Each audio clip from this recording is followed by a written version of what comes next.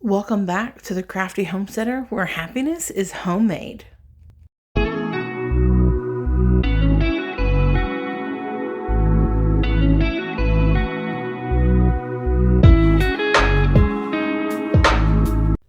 Today on the Crafty Homesteader, we'll be turning these vegetable scraps into some beautiful vegetable broth. I always store my vegetable ends and vegetable scraps that I cut off when cutting any kind of vegetables, carrots, bell peppers, anything like that. I store them in this freezer bag, and I just reuse the freezer bag over and over again in the freezer. And then when I have about a gallon size bag, then I make broth. This is a great way for zero waste ideas, because something that you'd be normally throwing away is actually getting you something more out of it. I make broth out of it, and then as you'll see, I feed what's left after that to my chickens and get eggs. Sometimes I use onion scraps, the peels, the wrappers, celery, carrots, bell peppers, whatever extra parts of the vegetables, I just throw them in there.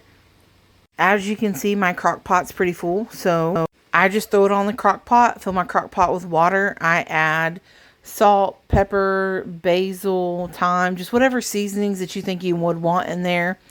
Everybody has their different kinds of flavor that they like. I normally always put salt, pepper, and garlic. Throw it in the crock pot, and then I'm going to leave my crock pot to run on low for about 48 hours.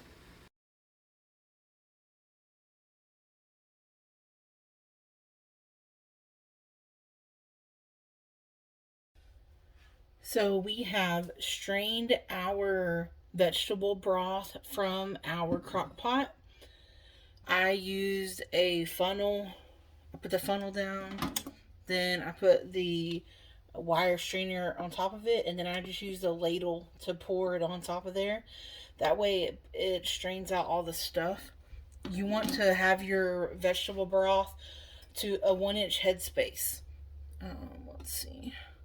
It's about, this line right here is about 1 inch. Okay. These are still hot.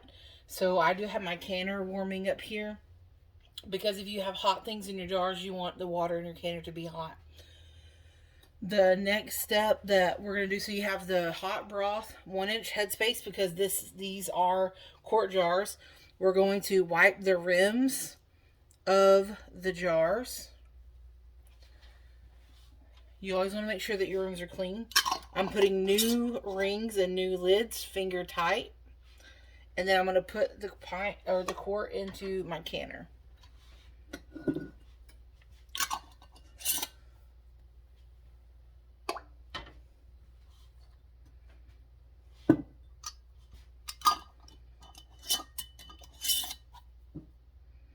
Look at that. Isn't that just beautiful? I love it. Since we are pressure canning these, this is my pressure canner. We're going to put the lid on. You will pressure can quarts for 25 minutes at 10 pounds of pressure, or whatever pressure you use. Where I live in Texas is 10 pounds. You're going to pressure can them for 25 minutes for quarts, 20 minutes for pints.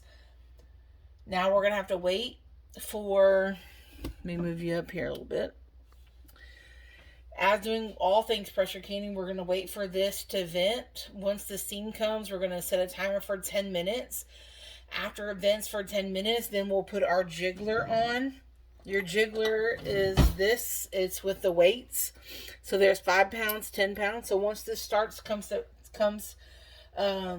venting, we'll set a timer for 10 minutes, put the weight on. Once the weight starts rocking, then we'll set our timer for 25 minutes. We'll be back in a minute, guys.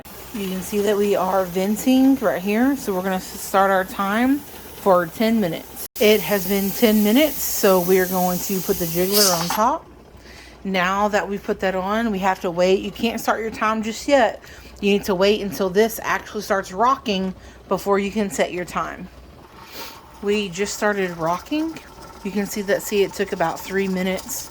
So now that it's starting to rock, I'm going to give it just a little bit so that it can get going. You want to turn down your heat that's rocking too much. So like when I'm pressure canning, I know on my stove I can turn it down to about a 4.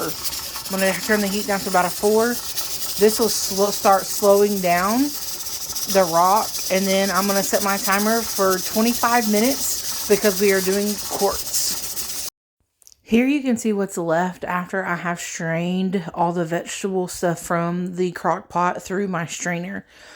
Some people do throw this part away. I don't. I do one of two things. You can throw this into the dehydrator and let it run until it dehydrates, and then grind it into a powder and use it as like a vegetable flavoring for like soups and stews, or you can even put it in a smoothie.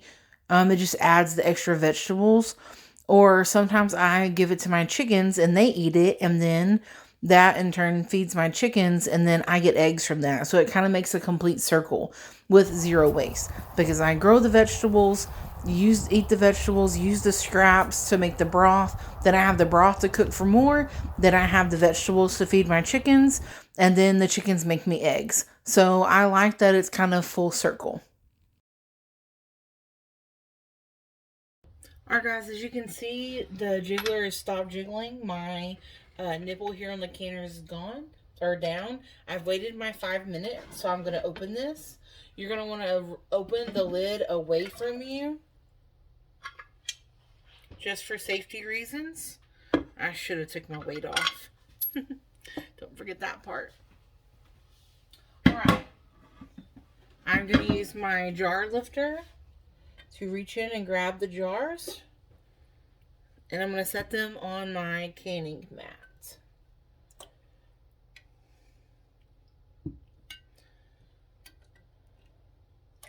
Look at that, guys. Doesn't that look delicious?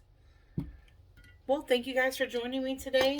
I hope that you learned a lot from this, and that this just showed you one more thing that you could do for self-reliance and more ways you can get a better bang for your buck with your groceries. Have a great day.